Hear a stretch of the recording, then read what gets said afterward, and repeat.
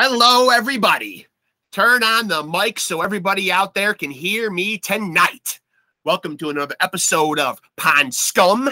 I am your bastard of ceremonies, your host, the #1 scumbag, Rex Ruger, Triple X Rex, coming to you as always from the Pink Pussycat Lounge, the Den of Sin. And as you all should know by now, you're also looking at rock royalty, as I am the son of one Mr. Diamond, David Lee Roth. And we are going to get the hard science on that very soon.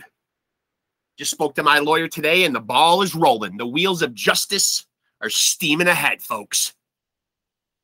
And as you all know, I am the hardest working man in show business myself, trying to keep up with my dad's lineage and work ethic that he has already put down.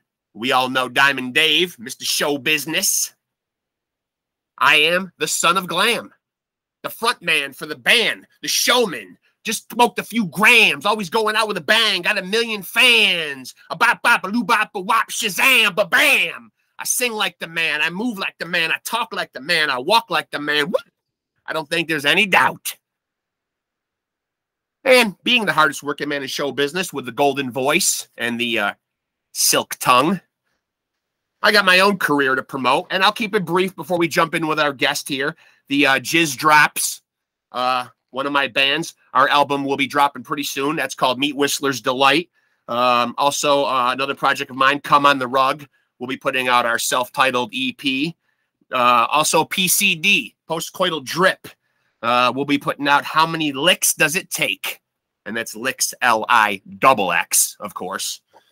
And I guess we'll get right down to it. I mean, you know, you guys want to look at more than one rock star. I mean, right now you got me, and but I think you guys probably want to guess, so.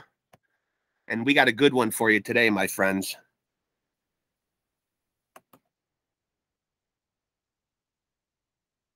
At least I think so. This is a band that's really got me excited. Or the gentleman that's joined me. Let me give myself a look here. Yep. I'm nervous. Nah, just kidding. You know what we're brought to you by, folks. Couldn't have this beautiful set of long, luscious blonde locks without it. Oh, it's always also comes in as a very good microphone. Yeah. Just want to warm up the pipes a little bit because I want to bounce some of my new stuff off of our guest. See what he likes. I need an infusion of some young blood. That's right. I'm looking for a new band. I'm looking for a new project.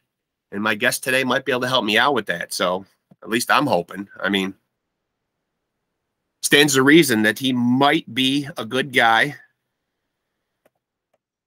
to get into a band with. I don't know. Call me crazy, but we'll see what he thinks. I don't know.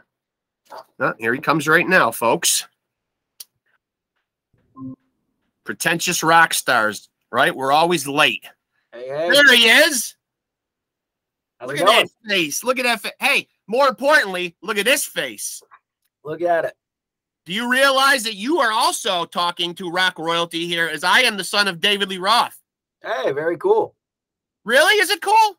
A little bit. Is David Lee Roth still considered cool? He is, right? One of our most popular covers, we played Just Like Paradise. So yeah. Oh, now you're talking my language, buddy. This is, of course, from the LA Maybe, a band that I am just falling in love with a little more every day, man. I love it. This is Dallas Dwight, guitar player and main lyricist also? Yeah, you could say that, sure. So you're the guy writing most of the stuff, huh? Yes. Yeah, well, yeah, most of the seeds start with me, and then everybody kind of puts their sprinkle on it, for sure. You guys are out of North Carolina. That's where my in-laws are. Big hi to my in-laws down there. Very cool. I hope that's good, not bad. Yeah, no, they're they're big Carolina Hurricanes fans. Big season ticket holders. They love their hockey. Where are they from? What part? They're down in Cary. Oh, okay, that's not too far from here. Cary, yeah. So you guys start out as a Journey tribute band? Is that what I read online? A Journey tribute band? Yeah, we started as a Journey tribute band, kind of. Some of us, you know, there's a little more to the story, but we skip over the boring parts. So essentially, yeah, we started as a Journey tribute band, kind of looked around at each other and decided, we have a pretty good band here. We should do our own music. So we started doing that. Went through a couple lineup changes and ended up getting the right guys. And yeah, we've been kind of pounding the pavement ever since. So it's been going really well. So who was pulling off those Steve Perry lyrics? Was that the lead singer before Elvie, Goliath? Goliath, correct. Yeah, and Goliath is our singer now as well. Again, Alvie left us almost a year ago, so Goliath's been back. So Elvie's out again. No, Alvie was only in for the album once. Okay, and then he left. We didn't even really get to play that many shows. And then yeah, he had just scheduling conflicts with his other band. He does a tribute band that he was kind of doing. That was his main thing. So we got Goliath back in the band, who obviously has absolutely no issues singing that stuff and sounds. Even in my opinion, a lot better on some of the softer stuff, because Alvie does the hard rock thing good, but then the softer stuff, he still has a lot of that grit, which is awesome. I've always loved it. But you want someone that can kind of clean up on the slower stuff, like When I'm Gone and Peace of Mind and stuff like that. So those live are just killer. And we have, and I guess we could talk about it in a bit, but we have a deluxe edition of the album coming out August 26th. Oh, right on. All right. And that's going to include a lot of acoustic versions with Goliath on vocals. So you'll really get to hear that softer side of us. Oh, nice. So, having a front man with the name Goliath, that's got to be kick-ass. That's got to be kick-ass in and of itself, right? I mean, yeah, we do hear from time to time. You're going into battle behind a guy named Goliath. I mean, that's pretty, Yeah, it's awesome. Goliath Fur. So Goliath Fur. Yeah, it's not quite as good. It's not quite as good as Rex Ruger, I don't think. But then again, I'm going for the whole glam thing. So I mean, there you go. Hey, I like Goliath Fur personally. Several people have told us it's the best name in rock. What, the LA Maybe? No, Goliath Fur. Oh, Goliath Fur. I also like the LA Maybe. Now, where does that come from? Does that come from like the saying where I have heard in certain circles where people kind of say, oh, he gave it the old college try, gave her the old LA Maybe. Yes, thank you. The first person who ever understood where it came from properly. Right on. All right. Ding, ding, I ding. heard someone in the I was in the O'Hare Airport in Chicago, and someone behind me said, yeah, she gave me the old LA Maybe. And I was like, oh, that's hilarious, because I immediately knew what he was saying. So I didn't need explanation. I was like, that hits it perfectly. I love the way that's phrased. So, and what do you think that's defined as? What is the old LA Maybe? That's kind of giving someone the blow off, kind of, so to speak. Wishy-washy. To me, it's kind of like giving someone a yes with a little asterisk next to it. Saying like, a caveat.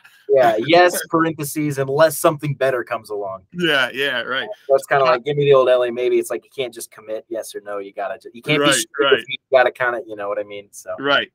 So 2021, Dirty Damn Tricks is the first full-length album that we get from you guys. And I like to think that Mr. Danger, the opening track, could have been inspired by a guy like me. I mean, I was thinking of using it in one of my various side projects, but you guys won't get a cease and desist. Don't worry. I mean, perfect. I think there's enough room for more than one Mr. Danger out there. Yeah, the lyrics just kind of came to me, and that line, I'm Mr. Danger, one cool stranger, jumped out, and I decided, that was just a perfect name for the song. So yeah.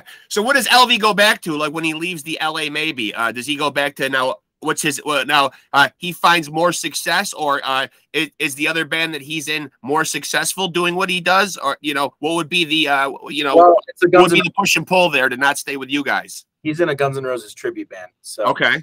They stay pretty busy, and that's kind of how he makes his money. So he kind of wanted to focus on that, and we wanted to focus on doing our own original thing. So right. We feel we've dabbled in the tribute world as well, as from Journey and others. Yep. But it's important to us to put our own mark on the world and not just ride on the backs of others to make some money, which is fine. However you can make money as a musician is great. But this day and age, the costuming and all that stuff, and it feels a little icky after a while. Especially if you're getting in the world of like selling merch. It's like you don't own any of this stuff, man. Right. Yeah. So the band that he's in. Do they pull off the full Guns N' Roses thing? Do you get the whole thing? Is he in a band with guys who look like the guys in Guns N' Roses? Like how spot on are they? Yeah, a little bit. They're pretty good. Yeah, I'm not here to really talk about them though. No, that's all right. No, that's all right. So you guys have drawn a lot of comparisons, obviously, to having that classic rock sound. Now, I've seen a lot of comparisons specifically to bands like AC/DC, Do you like comparisons like that? Is it an honor? Because you just said that you're trying to also set your own mark too. I mean, do you like those comparisons, or are you trying to set yourself apart from that? Or no, not at all. I don't mind the comparisons at all. I know they're kind of inevitable. I'm not so up my own ass that I'm like, what do you mean? It's like, yeah, right. To me, you know, the way I choose to take it is like if someone said, man, you play basketball like Michael Jordan. Right. It's like, well, that's not an insult. Thank you. Right. Right. But, you know, I hope we achieve a tenth of the success that these guys have.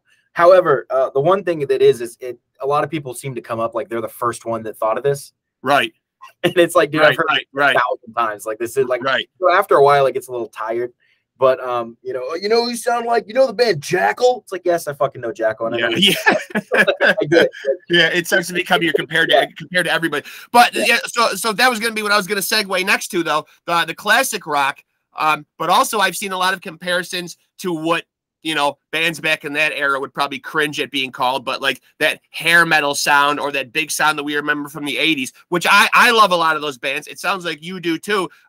Do you hate that? Do you hate that comparison at all? Because those bands aren't always seen in the light of great musicians with a lot of, you know, it's a lot of style over substance back in those days. I think anyone that sees us live will understand pretty quickly that we're try to be top-notch musicians, and we hear that a lot. We hear that, you know, oh, you guys look good, you have a lot of energy, but behind all that, you guys can play your asses off. So we really appreciate that.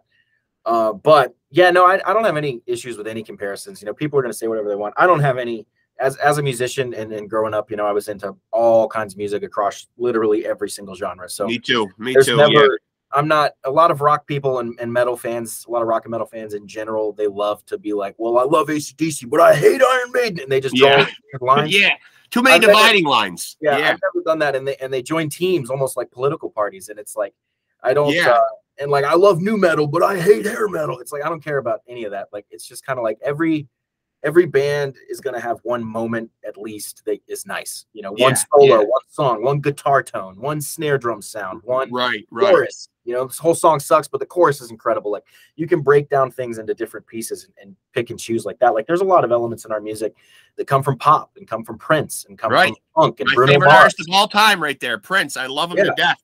All these things kind of fuse into our music, and you know, sometimes they're subtle because you have the overall rock sound that's what your impression is. If you dig in a little bit, if you watch some of the breakdowns we've done where we break down every single track of the song, those are on YouTube, you'll hear a lot of little sneaky things that you know. And then we have people will say we sound just like AC/DC, and then I'm like, man, that falls apart pretty quickly, because point me to the AC/DC song where they're singing 5-part harmonies in the chorus. I haven't heard it.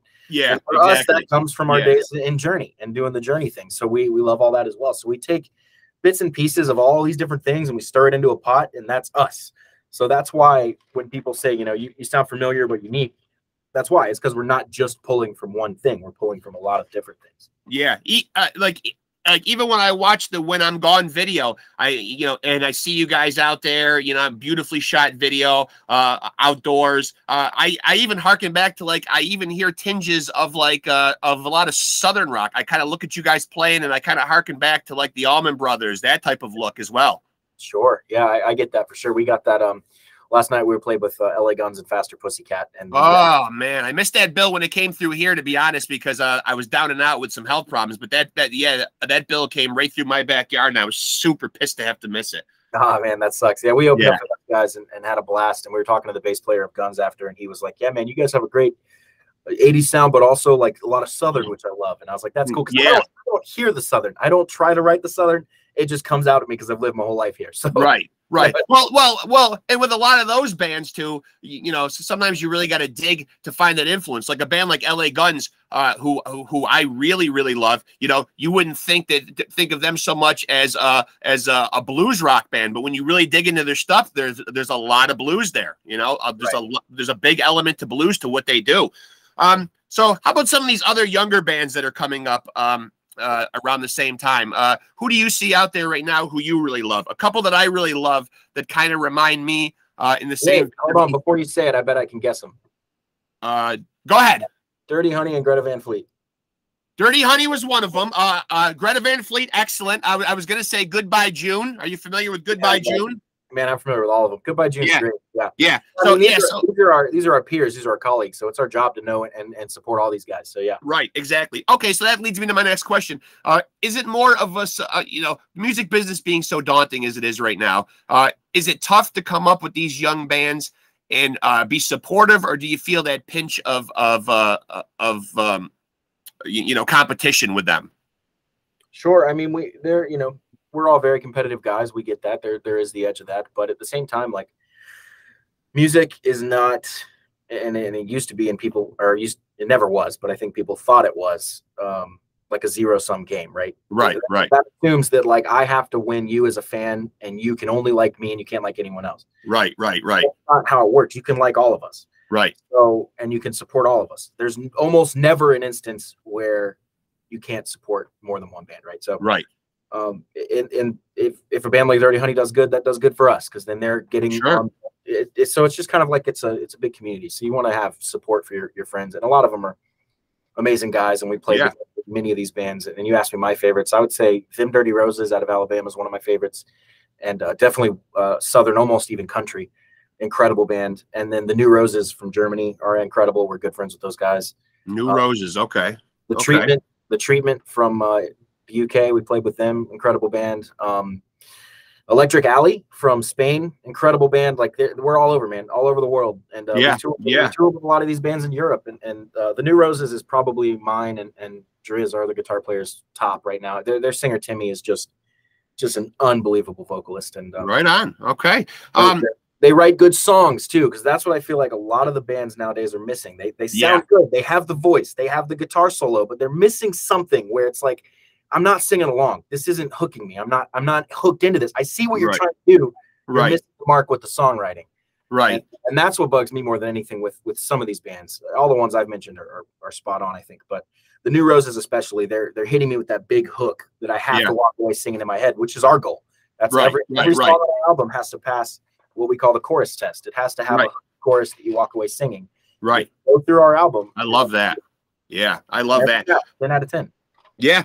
So when I'm online and I'm watching the When I'm Gone video, like I mentioned earlier, you guys film it outside. Definitely gave me those big guitar solos. Definitely gave me a lot of that November Rain GNR type of feel. Now there was a personal story and a personal tragedy connected to that song. Is that something you could share with us? Where the inspiration from that song came from? Didn't it have to do with a passing of a friend of yours? Yeah, of course. I wrote that song for my friend Daniel Kyer, who was a YouTuber. He was actually getting pretty famous on YouTube, and a musician that I grew up with, and we were best friends for a long time as kids in high school and middle school and all that stuff. And he committed suicide in 2015, I think it was. Oh, and so yes, sat with that for a while, and then this is the song that ultimately came out of that. And it was a really good one. That's why we wanted to have the video with the scope that it did. With the mountains, and we've had most people say the most words to us about that song, and because if you're going through something similar, if you know someone who has it, it hits in the right ways. I think we had a lady come up after one of our first shows, and she said, "Man, I just cried during that song because I wanted to kill myself so many times." And it's speaking to people. It's kind of a song about hope. It's speaking to people, and my heart goes out to you. I'm sorry for the loss of your friend, for sure. So what direction nowadays does a young band go with so many different ways to promote your music? People are trying to get on the music platforms. People are trying to put out singles. People are taking the EP route, the full-length album. When you're a young band right now, who gives you the direction, and what's the direction that is the right direction? I don't know if there is a right direction. We're pretty fiercely independent, I won't say anti-label, but we're definitely not searching for that. And if someone approaches us, it would have to be a pretty good deal, which honestly wouldn't make much sense for them to do. So it's probably not going to happen, is why. It's a mutual, just not going to work, I think, right now. So it's more a do-it-yourself type approach right now. We're probably one of the most DIY bands you've ever met. I would put us up there. I mean, I've spoken to a lot of bands. I haven't met one as DIY as us, to the point that we recorded our own album, every note recorded in our own homes. We didn't set foot in the studio. The only thing we paid for was someone to mix and master it. I design all our logo, album artwork, merch designs. I keep the website up. We run the email list. We do, every little part, the show promotion, the show posters, the writing of the songs, every part of the process. We don't outsource a thing. We don't have, I mean, we've had, you know, one friend did like one piece of art for us once.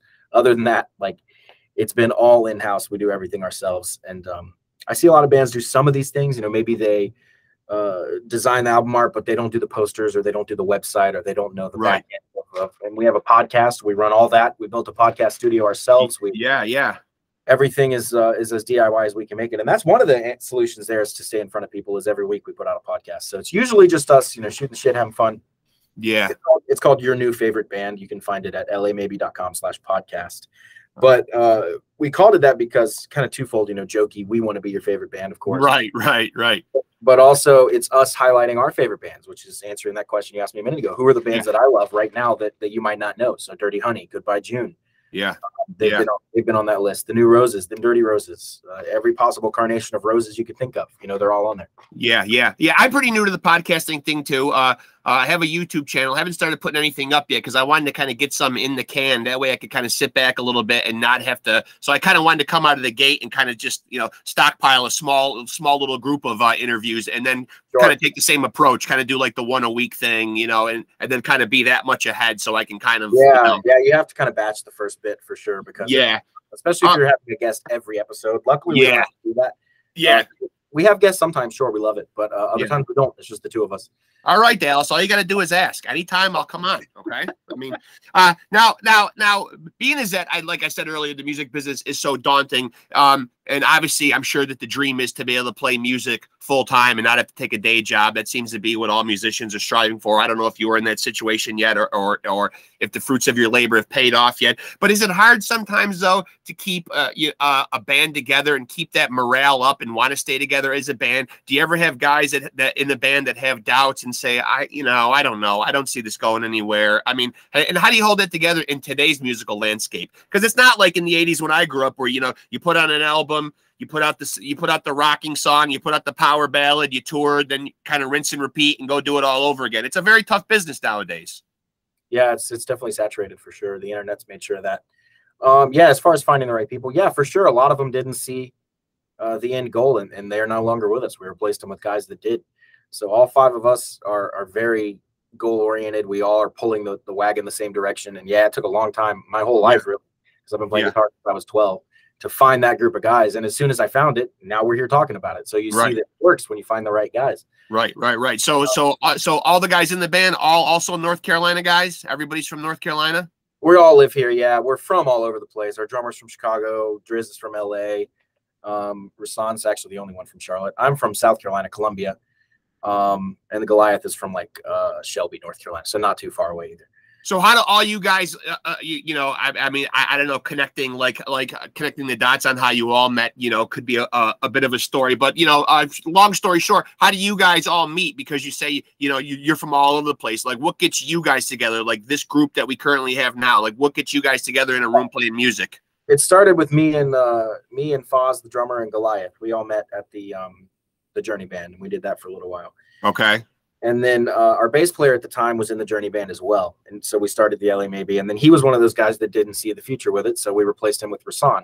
Right. So we just put out an ad like, hey, serious bass player wanted, you know, committed original music. We put out all those things. And he was one of the guys that showed up, killed the audition, and also had the attitude of like, yeah, I want to do this. Let's go. And so we got him in the band immediately. And then it was the four of us for a long time. Driz and I, we worked at the same company. We both teach music, and Rasan and Foz do as well. But so we all teach as well. But Driz, I met him at one of the teaching events we had for like our students. And he was the only guy there with long hair and a jean jacket. Everyone else figure this guy must be all right. Yeah, I was like, this guy must like rock and roll. So I gravitated towards him and started talking. And then we had an instructor jam on stage with four of the instructors. And he just started playing something he wrote, which was like just some chords or whatever. And I started soloing. And I realized like right away we had just this chemistry that just fit perfectly. It felt so good. Yeah. And so I just kind of put that away in the back of my head. And then when our other guitar player at the time left for the same reasons, you know, wasn't seeing it, wasn't all that stuff. And it was time to replace him. We called a few people, and we had one guy that was, you know, friends with our drummer and had the end for sure. And he was a good player. But then I was like, maybe I'll call Driz and I'll just see, like, I know Driz can do it. I just wonder if he'd be into the idea. If he'd want Right.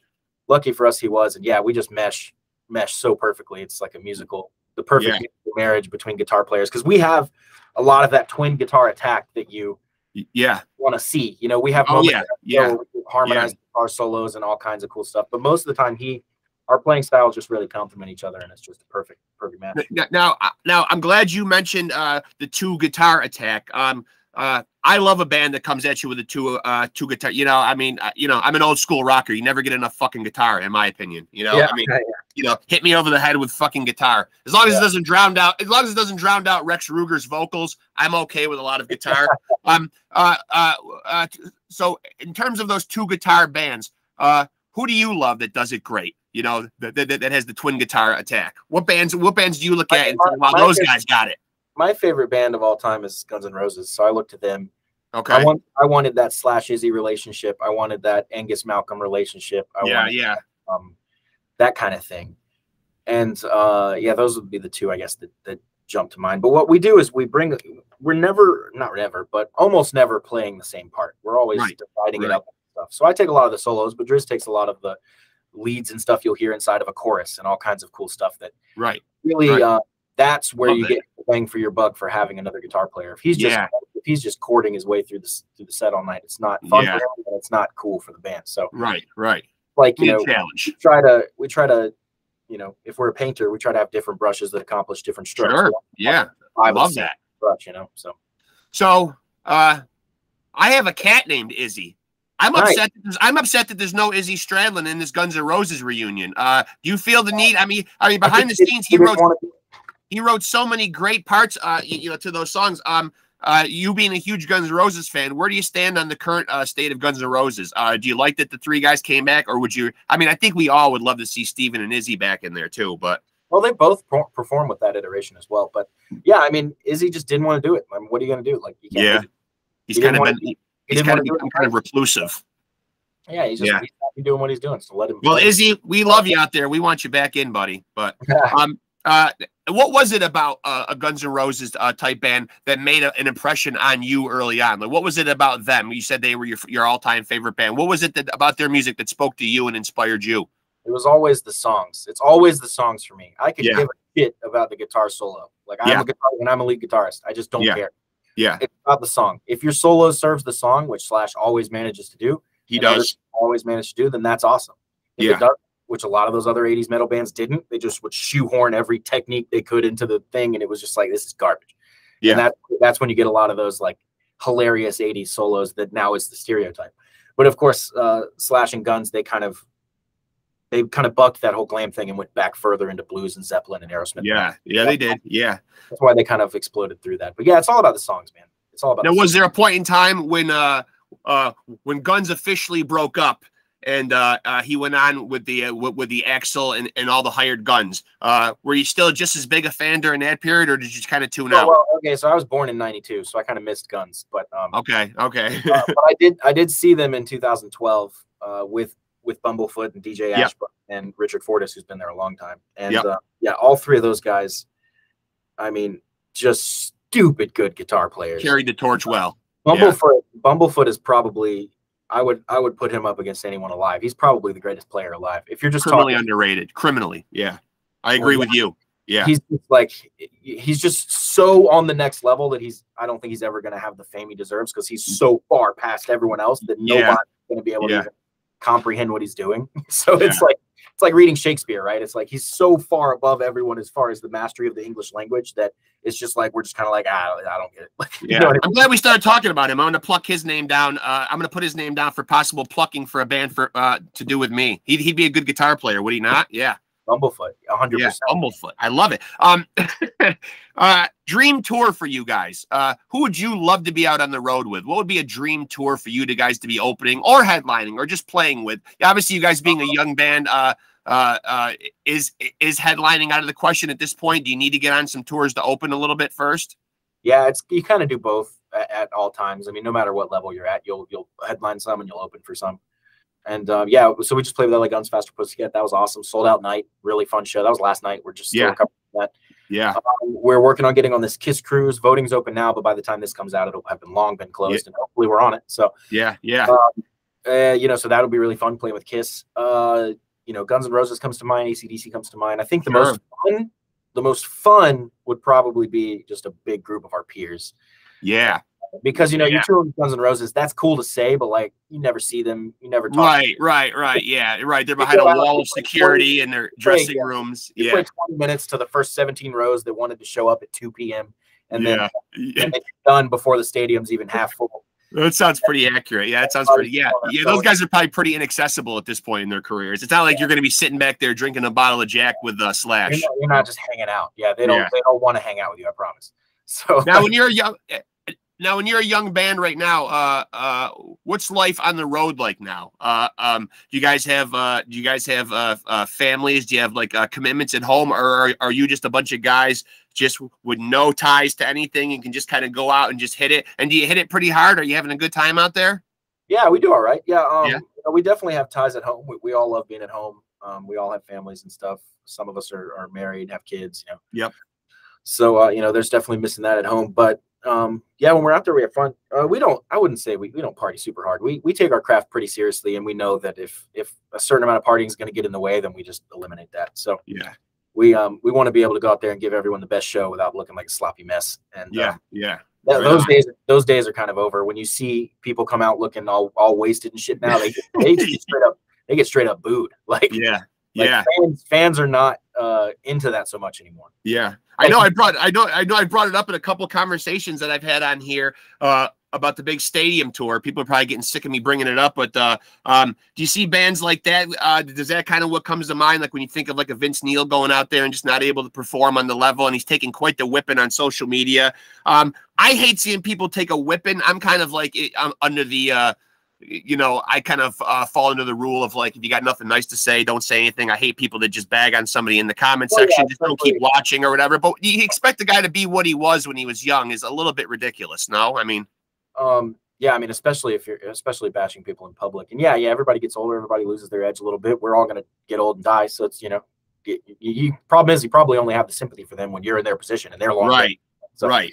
But, you know, as far as that tour and Vince Neil, I don't know a lot about the situation, but to me, it sounded like he's just kind of not able to perform at the level that he once was. And but if he's going out there and trying and giving it his all, then I'm never going to fault him for that. That's awesome. Do it. Yeah, absolutely. The problem I have is when you see some of these guys and they seem to have inflated egos that are maybe undeserved. And if they're making active decisions that are hurting their fans, like I'm not performing and I don't feel like it. Right. We're going on late, or like if you're just being a douche, then yeah, no, I don't have any sympathy for you there. You can go fuck up. Right. But if you're, I don't have any sympathy. But if you're going out there and trying, but you're just not sounding as good as you once did, do it. That's cool. Yeah. So before you go on stage, do you yourself have any superstitions, any pre-show rituals, anything that you have to do before you go on? I wish I did, but no, we pretty much just jump on stage and rock. Oh, last night, we have, man, I guess you probably haven't seen us live, but we have the one thing we're told consistently after every show is, damn, you guys have a lot of energy. We are, most other bands we play with, we'll put them to shame with we're jumping around like a bunch of monkeys. Yeah, I love that. Last night I thrashed so hard I chipped my tooth. So. Oh, no. Yep. It's a trip to the dentist. A trip to the dentist is coming up then, right? It's real mild. I'll probably wait for a bit, but yeah. I threw my head back so violently that my necklace flew up, and as I came back down, big Viking heavy pendant just slammed into my tooth. So will this make you wear lighter necklaces on stage? I think I'll wear a longer necklace. Yeah, I have a longer one, right? That way it'll hit me in the forehead, not the tooth. Well, in case you're wondering, my pre-show ritual is usually a line of cocaine off a stripper's ass. Oh, that's pretty standard. That works well. Yeah, that's pretty standard. That's pretty 80s. So tell us more about this podcast that you guys are doing. Like, what are you trying to achieve with that? I know you said earlier, you know, you're pumping a lot of bands, a lot of your peers. You're not really having a lot of guests. So is a lot of interaction between the guys in the band? Yeah, it's me and Driz are the ones that kind of handle that. And so far, we actually haven't had any other guys in the band on, but we certainly will be doing that. Yeah. We're 26, 28, they're almost 30 episodes in at this point. And okay. We're every week they come out, and it's a lot of fun, man. We mostly crack jokes, have fun, do card matches, talk, play. We'll play guitar, we'll pull out our pedal boards and walk you through like, here's what we have, here's the tone, let's build a tone. Like, we're just whatever we can think of that's fun. We show all the behind the scenes. We show all. I love that. Yeah. On the album, we'll pull up a video that we've done and break down all the different stuff of the video. We did that all the first 10 episodes, every song from Dirty Damn Tricks, we pulled up the Pro Tools session and went through and said, like, listen to this. Oh, here's something you might not love that. Yeah. Here's the solo. Here's the story behind the solo, you know, all this stuff. Hey, I remember we had to punch one note in on this song. Here's that note. Here's the story behind that, you know. Yeah. And I think fans will appreciate that. You know, I mean, I think fans will appreciate that because I know, like, you know, that used to mean a lot when I was young, when you got into a band, you know, like, I mean, for me, it was cassettes, but you would read those liner notes and you would read every word like it was gospel to find out everything you could about, like, what you know, what every member liked and what bands they wanted to thank. And, you know, you got a lot of your, and that was the best you could do for getting kind of a sneak peek behind the curtain, so to speak, back then. So it's great that you're able to now in the new technology age able to do something like that. And you know, it used to be all about mystique and mysteriousness. Yeah. That was cool, and the big guys can still get away with that a little bit. But nowadays, it's not like that, man. Because if you're mysterious, that means you're hiding, and no one's gonna see you. So right. Because you have to kind of shout the loudest these days. So what we decided to do was take the opposite approach, and we kind of overshare. And and the purpose of the podcast, if you zoom out at the most macro view, is to pull the curtain all the way back on our music and talk about it behind it. At the ground level, you know, you're spending an hour with me and Driz every single week. Sometimes fans are gonna love it. Yeah, fans are gonna love that. I have fans come up all the time and they'll say something to me that I'm like, how do you know that? That's a weird personal thing to come to me and talk about. Like, I've never talked to you in my life, and then I realized that they listen to the podcast and they know more about me than they probably should. But so being the main lyricist in the band, what's your process like for writing songs? Do you go in with like an idea or a concept, or do you draw inspiration from you know, from movies or news, or like where do you draw your inspiration from? And like take us into your writing process a little bit. Sure. Yeah, it's different for every song. Sometimes it'll be just a phrase. I thought of the phrase "Oh Sugar." Yeah. And I just wrote the whole song "Oh Sugar" around that one phrase because I like the way that phrase sounded. Right. Other times I'll have a vocal melody in my head and then I'll write chords to it. Other times I'll have a full instrumental done of a full rock song, bass, drum, guitar, solo, everything. And I just have to listen to it a lot and sing along to it until I get something. That was like Sucker Punch or something like that. Other times it kind of all happens pretty quickly, like Mr. Danger. That song came together real quick. And it varies widely, but the one thing that's consistent through the whole process is I always try to keep my creative antenna up and ready for inspiration, because I never know where it's going to come from. Sometimes I watched a one-man show and had like 6 song ideas just watching this guy's one. Right. Yeah, you never know when it's going to hit you. Yeah, and sure. I always have that notes app up ready to write down ideas and phrases and lyrics and you know, I don't know what it's going to be. Maybe nothing. Most of it nothing. But some of it maybe something. So you know, but the point is, you never know. You never know. You got to take every idea like it could spawn into something. Yeah, my riff library is about 300 to 400 deep at this point, to which we've narrowed down, you know, to about 60 for the new album, 40 to 60, I think. So the LA Maybe fans do not have to worry. There is a plethora of songs still yet to come. The well's not close to running dry yet. No, it'll never run dry. but yeah, we're working on album number 2 right now. We're well underway. About I won't say halfway done, but we have about 5 songs that are in good shape, and we're going to go for 5 more.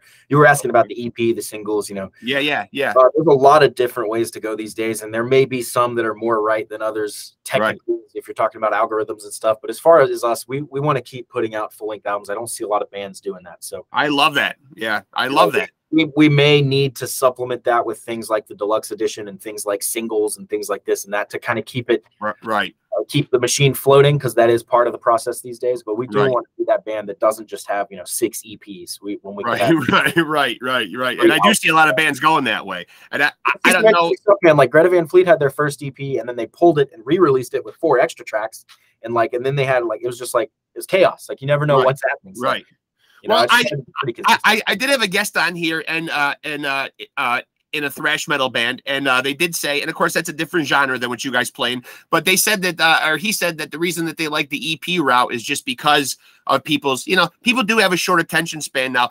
You know, he kind of put it to me like 4 or 5 well-crafted, tight songs on an EP. That's just what they feel like, kind of giving to the public, you know. And I guess, like you said, to each his own. Sure, nothing wrong with that. Yeah, nothing wrong with that at all.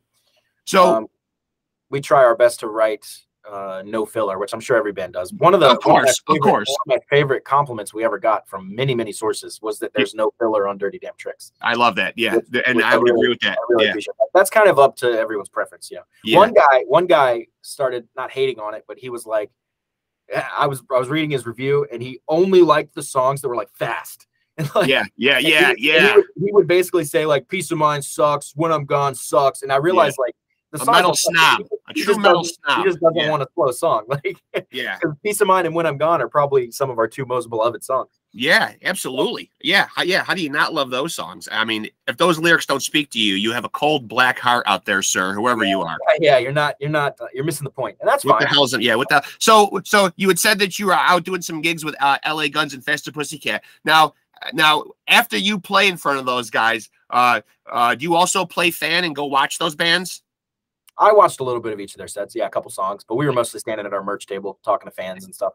And now, so even being able to see and hear them and the banter with the crowd in between the songs, and just you'll kind of see what their deal is on stage. When you watch the older bands like that, do you learn anything from them? Do you glean any wisdom from these guys? Do you pick their brains for any little pearls of wisdom? I mean, like what kind of stuff do these guys offer up to you when you're out on tour with them?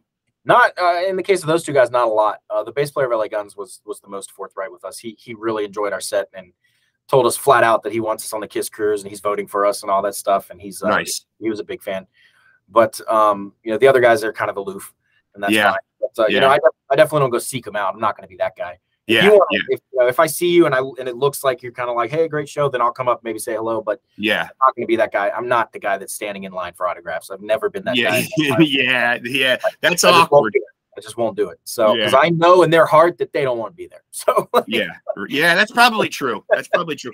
So like what are your obligation? I get it, but it's them at their job. And they're signing and smiling and shaking, playing the politics game and making everyone feel I imagine it can get a little tough. After 20 years, it's like, here comes another person saying they love Sweet Child of Mine. Here we go. Yes, Sweet Child of Mine's a great song. Thank you so much. Appreciate it. Yeah. Haven't heard that before. So what are your hopes for this band? Like, what would you like to see, like the lasting legacy of the LA Maybe be? What do you want people to say? What do you want people to say about you? A couple albums in, what would you like them to be saying about you right now, and in the future? For sure that we're picking up the torch of rock and roll and carrying it to the next generation. Because I bring this up in interviews all the time, but if you fast forward maybe 10, 15 years, all of these rock legends that we love are going to be gone. They're either going to lose them, dead or retired. And we've started to lose some. We've seen Prince go. We've seen Michael Jackson go. We've seen some of these guys start to go. Chris Cornell. Some unfortunate ones, of course, way too young. Yeah. But I think, before too long, just the sad fact of life is these guys are going to age out, because that happens to everyone. Yeah. And so, as much as you love Guns N' Roses, you're just simply not going to be able to see them anymore. Right. The way that you just simply cannot see Elvis anymore. As much as you love him, you just can't see him. It sucks. Right. And it's going to be the same thing for all these bands. Rock and roll's so young. We're not used to that yet. Most of the guys in Led Zeppelin, one of the first rock bands ever, are mostly still alive. So So like there's, it's like we're not used to that yet. These guys haven't gone yet, but they're gonna. Right. And when they do, we are the band that's going to be there. And Dirty Honey and all these other bands are the band that you're going to turn to when you say, I can't go see Guns N' Roses anymore, but here's this new band that I really like. They are out there and they're young and vibrant and they're doing it. And, I can't go to the football stadium and see the Beatles or whatever anymore, but I can go, see the LA Maybe now, or see Dirty Honey, or see Goodbye June, or see the New Roses or whatever. And it has to be that way. Kiss actually said something one time. I don't know where I read this. This was a brilliant idea. Those guys are brilliant. But he said, I forget who said it, but they were saying, like, what if Kiss was like Batman, where you would just, like, when the main guys age out, they just hire new guys, go put on the makeup, be the next Kiss, like same band, like, we're done, and like here's the next Batman, and now it's fucking Robert Pattinson instead of and everybody's fine with that. If there's a way to trademark that and make money off it, I'm sure Gene is already on his way to doing it right now. I mean, sure. As long as he gets the cut, but that's man, more power to those guys for figuring it out. They played the game good. Well, they branded themselves is what they did. I mean, all of a sudden they were a comic book, they were action figures, they were animated. Like they really branded themselves, and Kiss became its own, more than just the music. I mean, it's really genius. They're laughing all the way to the bank, those guys. So what was your upbringing like? Was this always the dream? Was music always the dream? And not even about your bandmates, but you specifically. Was this always the dream, or was there another direction you were going to go, or that your parents wanted you to go? I I don't know what I thought about as a little kid, probably astronaut or the normal stuff. Yeah, but, the normal stuff. But you know, I found guitar at 12, and then that's when I decided like, okay, this is it. So since 12, like I've pretty much just been going this direction. So music's been the dream. Yeah, I mean, like probably 3 months into playing, I was telling my parents like I'm gonna be a rock star, and like they were like, okay, just shut up. Like, yeah. So, like, probably not, you know. So, like there was no almost being pre-law or anything like that, or no. I mean, I went to college. I have a degree in visual communications, which is the journalism side of like graphic design and stuff. Right. Come in great handy when it's time to design our album artwork, and we don't want to pay someone $1,000 to do it. Right. So I designed the art for Dirty Damn Tricks. I designed the art, which is pretty much the same art for the deluxe edition and the other version we have coming out. And I have designed already the art for album number 2. So we already have the name and artwork for that. Right. And that's and everyone I've sent that around to has you know, because I'm always like, am I too much in my own head? Like, right. Like everyone else has to also think it's good. So I'd send it to everyone, and they'd be like, "Oh, that kicks ass. We'll be good. We're on to something." You know? Yeah. So that's kind of past. So I love the fact that you guys have a keyboardist in your band. Not anymore. No keyboardist anymore. No. Josh left right after Alvy left, so we're back down to just our main 5. So will the keyboard be replaced in the band? Is it a sound that you think you guys need as a band? We decided no. It was mostly supplemental. When we really did need it, it was awesome. Yeah, but it was mostly supplemental, and then also just having a 6th guy on the road. When we did Europe, it was just the 5 of us, and we couldn't imagine having a 6th guy on the road. That means double rooms, because like 5 guys you can kind of squeeze into 1 room. 6, absolutely not. You got to get 2 rooms now. So adding that 1 extra guy is like double the money. So it wasn't bouncing the keyboard out of anything more than just it was just kind of a situational thing. You just wanted it in there for. Yeah, for sure, on the album and stuff. And then when it came time to leave the band, like he left the band just because he was wanting to pursue other personal things. And we were kind of faced with the choice of like, do we try to find another keyboard player, or do we just not worry about it? Yeah. And we had a few people at the time be like, man, you guys are a guitar band. Don't worry about it. You don't need it. Yeah. Okay, cool. We'll do that. So, you know, there's keys all over the album, and they're great. But yeah, we're at the core, we're just a guitar band, man. And we haven't had any issues since. We haven't had any, you know, no one's come up and said like, man, where are the keys? We found other ways to kind of fill those holes with guitars. Right. So, yeah. I'm pretty sure that's the reason why my dad left Van Halen too. We were getting a little bit too much keyboard. Once Jump hit, you know, I think Diamond Dave had to fly the coop. It just wasn't balls out enough. Yeah. Is that a fair assumption that a lot of people think though that certain elements to music, you know, make the music quote unquote weaker? Is there an image like when you add a keyboardist in, or when you add elements to a band that people don't understand to a rock band? You know, do the fans revolt with violent anger, like when Metallica goes and plays with a symphony orchestra? Or it's pretty funny, yeah, man. People think a lot of stupid shit, so you kind of have to. A lot of times, you just kind of have to nod and smile. Last night, we had a guy come up, and he was like, "Man, I'm so glad to see you guys playing with real amps. It's like." No band, like all these stupid pedals and shit. You guys are using real amps. And Driz was like, so how are the tones? He was like, the tones are incredible. I loved it. Thank you so much. Have a good night. He walked away. Driz and I look at each other. We're playing pedal boards. We're not playing looking at the amps from Faster Pussycat and shit that were off behind us. It's always great to deal with the drunken fans, right? I mean, I don't think he was drunk. He knew what he was talking about. He just did. He just didn't know, because the modeling is that good nowadays. And yeah. People have these weird things in their head, like you have to play the real amp. It's like, you fucking carry it. I'm not doing that. Yeah, like, you have any idea how heavy those are and how temperamental they are? And the first time they tip over, which they're gonna, because we're on the road. And you guys haven't gotten to the point of, having like a full-on road crew, right? You guys are your road crew. We're our road crew. Yeah, you guys are our road crew. No, I'm not dealing with 5 amps, man. I show up with a backpack and a guitar, and we shred. And that's all we need. Like, So I'd spoken about the keyboard sound, and that was leading into my next question.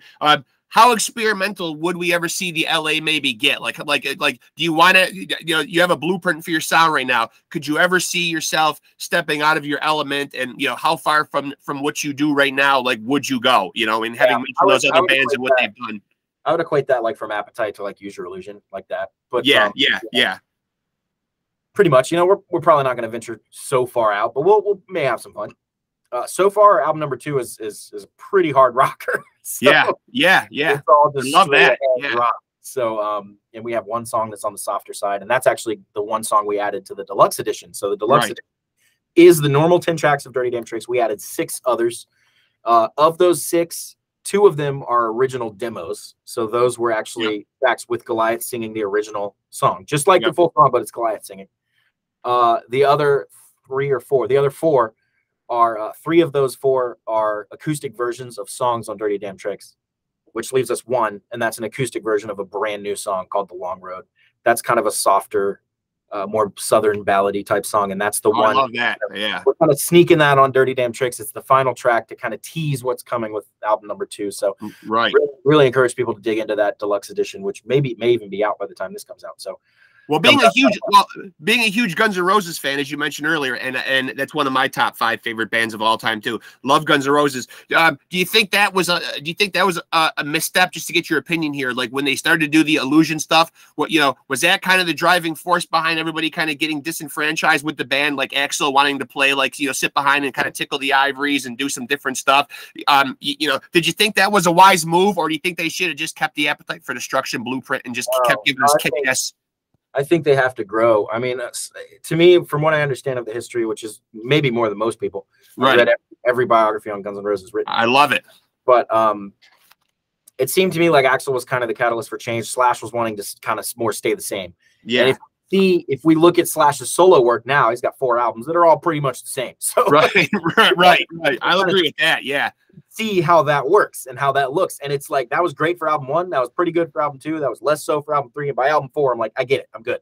So like, it's like, you can't always do the same thing. That puts you in the realm of like AC/DC and Iron Maiden and stuff, where it's kind of like, dude, you put out the same album 20 times. Cookie cutter. Yeah. It kind of becomes a little more power to you if you can make that work. But for me, on a creative standpoint, I'm more in the Axl camp of like, I got to keep pushing boundaries, man, or I'm going to get bored. Yeah. I can't, like, I have to find ways to keep me interested, whether it's, new sounds or new riffs or new whatever. It's got to be. It could end up sounding the same to you in the end, but hopefully for me, it feels a little different at least. So that's what we're kind of balancing: is how can we keep the hard rock edge and still keep ourselves engaged and stuff. But it's only album 2, man, so we still have a lot more, of drilling down in that well that we could go before we feel like we have to really change things up. So now, did you ever think that you'd ever see Chinese Democracy? Were you starting to have your doubts? No, I mean, I was too young to really. They had already pretty much started working on it when I was born. It came out in 2008. I remember I pre-ordered it from Best Buy and got it the day before it came out. It showed up at my door. But it was certainly a labor of love, right? I mean, like, we were being told that we were going to get this piece of, this unbelievable piece of Axl Rose art for years. Yeah, I do love that album. Whatever anyone says. I do too. I think we might be in the minority. I think a lot of people do not love it, but I mean, I think a lot of people don't like it the same way they don't like Nickelback. They don't even have an opinion. They just heard other people say it, and they're going to say it. You know what I mean? It's like, can you even name like 3 Nickelback songs? Like, right. Like, what is your firm opinion on Nickelback? Because they're a fine band. There's nothing wrong with Nickelback. I remember when everyone loved them, and then overnight everyone hated them. All of a sudden you were. Yeah, it was. Opinion, just you didn't want to be labeled as a Nickelback fan. So, like, what would be, since you brought that up, what would be something in your musical palette that you listen to that people might be surprised that a guy that plays your type of music would listen to? Most stuff. Backstreet Boys, big fan.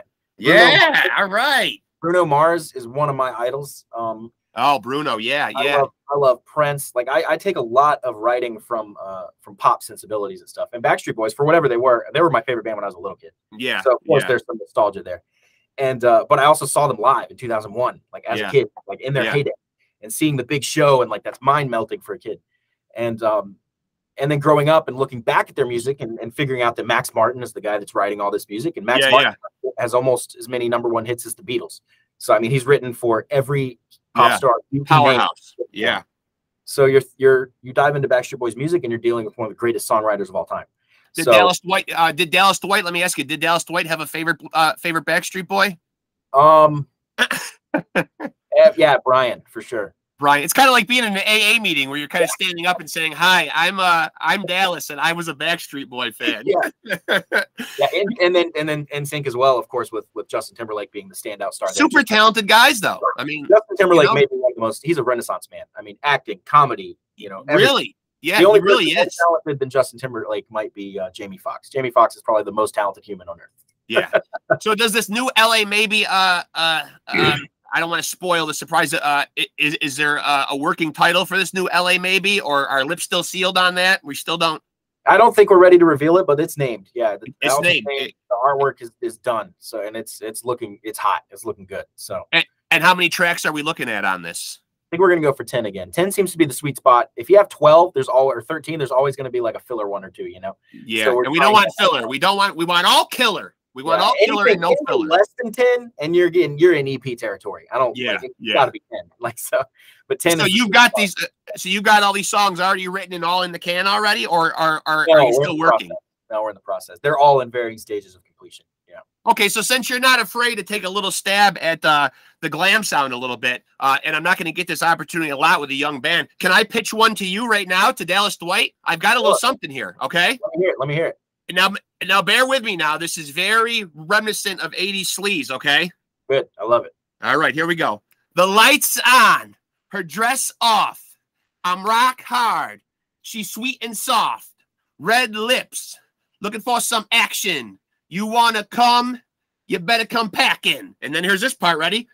Begging for my wet and sticky. Get down and licky. Drop down on your knees and get ready to please. I'm all revved up and ready to go. So pull my dipper down, grab my hose and blow. Ah, that's great. I love it. That's maybe a little Steel Panther. Oh, so I'm pitching it to the wrong guy, is what you're saying, then. They would take that in a heartbeat for sure. Well, Dallas, I had to try, man. I mean, I got a guitar virtuoso on here, and I mean, you can't blame the guy for trying, right? Listen, bro, I could sit here and talk to you all day, man. You've been a great guest, man. The LA Maybe is the band. The name of the album is Dirty Damn Tricks. It fucking kicks ass and melts faces, and it's you guys are easily one of the best new bands out there that I've heard in years. I'm so glad you're keeping the rock and roll torch flying, brother. Thank you so much. Yeah, and you're not only doing it, you're doing it well. There's guys out there doing it, but you guys are out there doing it the way that it should be. I love everything you're hearing with the behind the scenes, giving the fans a peek behind the scenes, staying true to the songs, going out there and giving the people a kick-ass, lively show.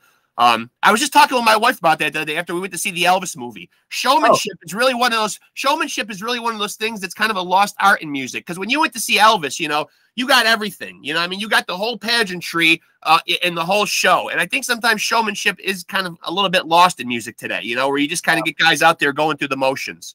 A lot of the bigger bands in our genre we see not just going through the motions, but their stage presence is maybe a little more tame.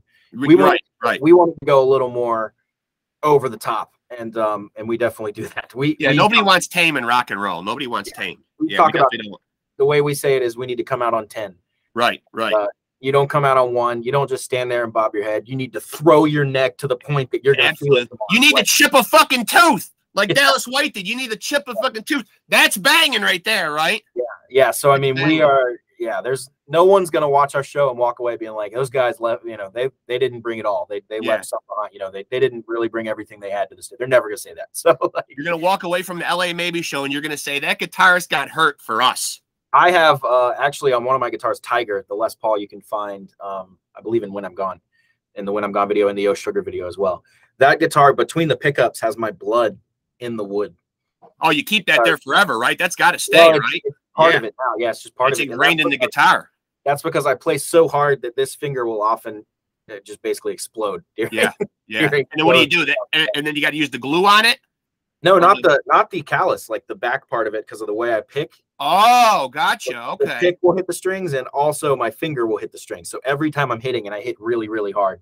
You hear that out there, folks? This is a guy that's giving it to you out of love right here. Come on, man. This guy's sacrificing his body. I mean, look at him. Come on. It definitely comes from a genuine place. Chipped teeth and mangled fingers. I mean, come on.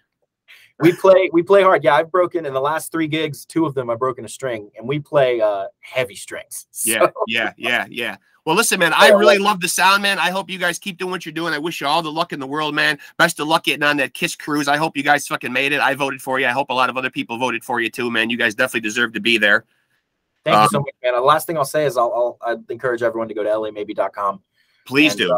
And if this comes out after August 26, 2022, then our deluxe edition is available. And please go and watch it and go and watch the podcast. I mean, I encourage people to go watch the podcast if you want to. Our website is the hub for everything. So if you go to our website, it'll take you wherever you need to go. That's just lamaybe.com. Yeah. Well, hey, I appreciate it, Dallas. Love you guys to death, man. Love what you're doing, man. It was a pleasure talking with you today, sir. Thank you so much, man. Really appreciate it. I hope we can do it again sometime. I salute you, a fellow rocker. And all right, brother. And then now you can go and tell your friends that you met Rex Ruger. Hey, I was on a podcast today and met David Lee Roth Jr. Can't wait. I'm going to tell him. Take it easy, Dallas. It was nice talking to you, buddy. All right, man. I'll see you soon. All right. Take it easy. Bye. Bye-bye. All right, folks. There you have it. Mr. Dallas Dwight, guitar virtuoso for a little band called the L.A. Maybe. That's the L.A. as in Los Angeles. Yep. And they are a great band, folks. They are a great band. If you love AC/DC, if you love Guns N' Roses, if you love Chris Cornell, if you love great vocals, great harmonizing, a 2-guitar attack, I mean, these are the guys to check out. The L.A. Maybe. And he was a great guest. Hopefully have him on again sometime, man. Great bunch of guys. And go check them out. Do yourself a favor. Dirty Damn Tricks is the name of their first album. Came out in 2021, and you just heard that they're working on another boom, boom, face puncher. Well, that's it for this episode of Pod and Scum. And I will see all of you guys next time around, where I'll have another ass-kicking guest for you. So until next time, this is Rex Ruger saying, see ya!